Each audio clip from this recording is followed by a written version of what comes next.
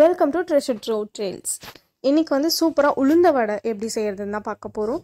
உளுந்த வடைக்கு வந்து 2 கிளாஸ் அளவுக்கு உளுந்து வந்து எடுத்து ஊற வச்சுக்கலாம். நான் வந்து 2 கப் அளவுக்கு உளுந்து வந்து எடுத்திருக்கேன். உளுந்தை வந்து ஒரு 4லேருந்து 5 மணி நேரத்துக்கு வந்து மினிமமாக வந்து ஊற வச்சு எடுத்துக்கணும். நாங்கள் வந்து உளுந்து வந்து கருப்பு உளுந்து தான் எடுத்திருக்கேன். கருப்பு உளுந்து வந்து இது எங்கள் நிலத்துலேயே வளர்ந்த உளுந்து, அதை தான் வந்து நாங்கள் இன்றைக்கி எடுத்திருக்கோம். உளுந்தை நல்லா ஊற வச்சுட்டு நல்லா அந்த தோலை வந்து மேக்ஸிமம் முடிஞ்ச அளவுக்கு கழுவி வந்து எடுத்துக்கலாம். இல்லை உங்களுக்கு தோலோடு இருந்தாலும் நாங்கள் சாப்பிடுவோம் அப்படின்னா தோலோடையும் நீங்கள் அதை வந்து வச்சுக்கலாம். ஸோ இப்போ வந்து உளுந்து வந்து எப்படி அரைக்கலாம் அப்படின்னு பார்த்துடலாம். மிக்சி கிரைண்டர் இந்த மாதிரி இதில் அரைக்கிறத விட இந்த மாதிரி கல்லில் ஆட்டாங்கல்லில் வந்து அரைச்சி உளுந்து வடை வந்து செஞ்சு சாப்பிட்றது டேஸ்ட்டே வந்து நல்லா டிஃப்ரெண்ட்டாக இருக்கும். உங்களுக்கு அந்த கிறிஸ்பினஸும் நல்லா வரும்.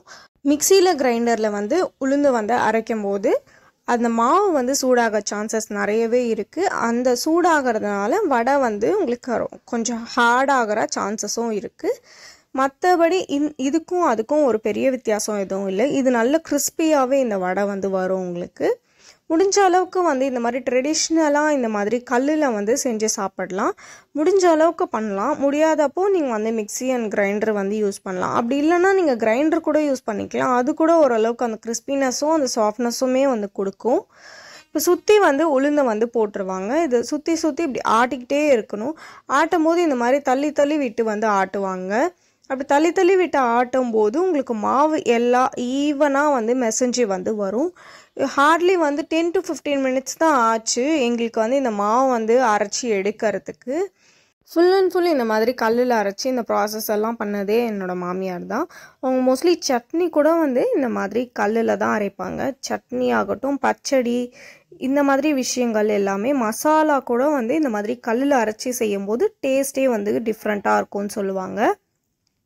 இப்போ உளுந்து ஓரளவுக்கு வந்து நல்லா வந்து அரைச்சாச்சு. இந்த ஸ்டேஜில் இதுக்கு தேவையான அளவுக்கு உப்பு வந்து சேர்த்துக்கலாம். உப்பு வந்து உங்களுடைய உப்புக்கு தகுந்த மாதிரி நீங்கள் வந்து டேஸ்ட் பார்த்துட்டு நீங்கள் அதை வந்து சேர்த்துக்கலாம். உப்பை சேர்த்துட்டு நல்லா வந்து அரைச்சிக்கலாம். உளுந்து மாவு வந்து அரைக்கும் போது எதுலேயுமே தண்ணி வந்து சேர்க்கக்கூடாது. நம்ம ஊற வச்ச அந்த உளுந்தோடைய தண்ணியே போதும் இது அரைக்கிறதுக்கு. அப்படி உங்களுக்கு தண்ணி தேவைப்பட்டால் நீங்கள் தண்ணியை தெளித்து வந்து அரைச்சிக்கலாமே தவிர நீங்கள் தண்ணி எதுவும் ஊற்றக்கூடாது. அப்படி அரைக்கும் போது என்ன ஆகும்னா உங்களுக்கு மாவு லூஸ் ஆகிடுச்சுன்னா உங்களுக்கு எண்ணெய் வந்து ரொம்ப இழுக்கும். இப்போ நம்ம வடை மாவு வந்து சூப்பராக ரெடி ஆகிடுச்சு. இந்த மாதிரி இந்த அளவுக்கு பதம் வந்ததுக்கப்புறமா நீங்கள் வந்து மாவு வந்து எடுத்துடலாம். இப்போ இதுக்கப்புறம் ஒரு வாட்டி சும்மா ஒரு சுற்றிட்டு இதுக்கப்புறம் மாவு வந்து எடுக்க ஆரம்பிச்சிருவாங்க. இப்போ நம்ம அரைச்சி வச்சுருக்க மாவெல்லாம் இதில் வந்து கலெக்ட் பண்ணிக்கலாம். இந்த மாவை நம்ம எடுக்கும்போது எந்த தண்ணியும் வந்து சேர்க்கக்கூடாது. இந்த மாவு ஒட்டி இருக்குது அப்படின்றதுக்காக எந்த தண்ணியும் வந்து ஊற்றியும் நீங்கள் வந்து இதில் சேர்க்கக்கூடாது. சுத்தமாக வந்து வடை மாவுக்கு தண்ணியே வந்து நம்ம சேர்க்கக்கூடாது. இந்த மாவு வந்து நீங்கள் ஃப்ரிட்ஜில் வச்சு ஒரு 3 to 4 days வரைக்கும் தாராளமாக நீங்கள் ஒரு ஏர்டைட் கண்டெய்னரில் ஸ்டோர் பண்ணி தேவையானப்போ நீங்கள் வந்து வடை வந்து சுட்டுக்கலாம். இப்போ இந்த மாவுக்கு தேவையான வெங்காயம், பச்சை மிளகாய் வந்து சேர்த்துக்கிறோம். நாங்கள் வந்து 2 வெங்காயம் 2 பச்சை மிளகாய் வந்து சேர்த்துருக்கோம். நீங்கள் வந்து குழந்தைங்களுக்கு கொடுக்குறதா இருந்தால் பச்சை மிளகாய் வந்து நீங்கள் இதில் ஸ்கிப் பண்ணிக்கலாம்.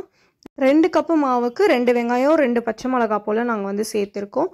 நீங்கள் பச்சை மிளகாய் சாப்பிட மாட்டீங்க அப்படின்னா நீங்கள் பச்சை மிளகாய் ஸ்கிப் பண்ணிவிட்டு வெறும் வெங்காயம் மட்டும் சேர்த்து கூட நீங்கள் வந்து வடை வந்து சுட்டுக்கலாம். இது கூடவே வந்து தேவையான அளவுக்கு கருவேப்பிலை வந்து சேர்த்துக்கோங்க. இதெல்லாம் சேர்த்துட்டு ஒரு வாட்டி நல்லா வந்து மிக்ஸ் பண்ணி எடுத்துக்கோங்க. எண்ணெய் சட்டியில் வந்து எண்ணெய் வந்து சூடாகிறதுக்காக எண்ணெய் வந்து சேர்த்துக்கிட்டு அதுக்கப்புறமா அதை வந்து மிக்ஸ் பண்ணி எடுத்துக்கலாம். நாங்கள் வந்து கொஞ்சமாக வந்து எண்ணெய் வந்து சேர்த்துருக்கோம். இந்த எண்ணெயில் வந்து ஒரு 5 வடை போல் தாராளமாக வந்து சேர்த்துக்கலாம். இப்போ எல்லாத்தையும் நல்லா வந்து மிக்ஸ் பண்ணி எடுத்துக்கலாம். இப்போ எண்ணெயும் நல்லா சூடாயிடுச்சு. இந்த மாதிரி வடை வந்து ஷேப் வந்து பண்ணி எடுத்துக்கலாம். ஃபஸ்ட்டு உருண்டையாக எடுக்கிறாங்க. அதுக்கப்புறமா வந்து இன்னொரு கையில் ஃப்ளாட்டாக இந்த மாதிரி தட்டி வந்து எடுத்துக்கலாம். இந்த மாதிரி தட்டும் போது உங்களுக்கு தேவைப்பட்டால் நீங்கள் வந்து தண்ணி மட்டும் லைட்டாக கையில் வந்து தொட்டுக்கிட்டு அதுக்கப்புறமா நீங்கள் வந்து தட்டி எடுத்துக்கலாம். இப்போ ஒன்று ஒன்றா வந்து எண்ணெய் சட்டியில் வந்து போட்டு எடுத்துடலாம். இந்த மாதிரி போடும்போது உடனே அந்த எண்ணெய் வந்து நல்லா வந்து பொங்கி வரணும். உடனே வந்து பொரியணும். எண்ணெய் நல்லா சூடானதுக்கப்புறமா நீங்கள் வந்து வடை போட்டிங்கன்னா உங்கள் வடை வந்து சீக்கிரமாக வெந்து வரும். கிறிஸ்பியாகவும் இருக்கும். டேஸ்ட்டும் நல்லாயிருக்கும் சாப்பிட்றதுக்கு. ஒரு 2லேருந்து 3 நிமிஷத்துக்கு அப்படியே விட்டிங்கன்னா அது வந்து ஆட்டோமேட்டிக்காக நல்லா கோல்டன் ப்ரௌன் கலர் வந்துடும். அதுக்கப்புறமா நீங்கள் திருப்பி போட்டு 2 சைடுமே கோல்டன் ப்ரௌன் கலர் வந்ததுக்கப்புறமா நீங்கள் வந்து வடையை வந்து எடுத்துடலாம். இந்த மாதிரி நல்லா கோல்டன் ப்ரௌன் கலர் வந்துருச்சு. இப்போ வந்து வடையை வந்து எடுக்க ஆரம்பிச்சிடலாம். உளுந்த வடையில் அவ்வளோ ஒரு ஹெல்த் பெனிஃபிட்ஸ் இருக்குது. உளுந்தை வந்து வடையாகவும் செஞ்சு சாப்பிட்லாம், களி, கூழ், எப்படி வேணால் நீங்கள் வந்து செஞ்சு சாப்பிடலாம். உள்ளே வந்து பார்த்திங்கன்னா நல்லாவே வந்து வெந்து வந்திருக்கு. இந்த வீடியோ உங்களுக்கு பிடிச்சிருந்தா சேனலுக்கு சப்ஸ்கிரைப் பண்ணுங்கள். தேங்க்ஸ் ஃபார் வாட்சிங் அண்ட் கீப் சப்போர்ட்டிங்.